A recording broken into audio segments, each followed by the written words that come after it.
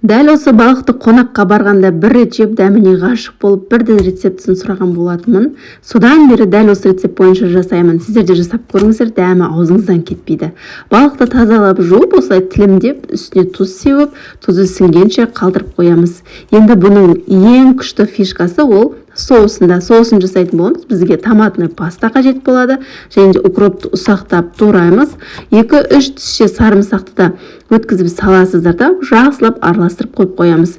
Енді балықты қуыратын боламыз. Балықты қатты қызып тұрған майда екі бетін қып-қызыл етіп қуырып аласыздар. Және де осы балықты ыстық күйінде салып, үстіне соус екі бетіне де құйып, ыстық күйінде бетін пищевой пленкамен жауып қоясыздар. Өзінің буында жаңағы соусы сіңіп өте дәмді болып шығады. Балық піскен күйде ыстығында дәл осы соусты дәл осылай екі бетіне де құйып пакетпен жауып отырасыздар. Сонда дәмі керемет сіңіп, өте дәмді болып шығады, әрі жұп-жұмсақ болып шығады. Ауыздарыңызға салса ериді.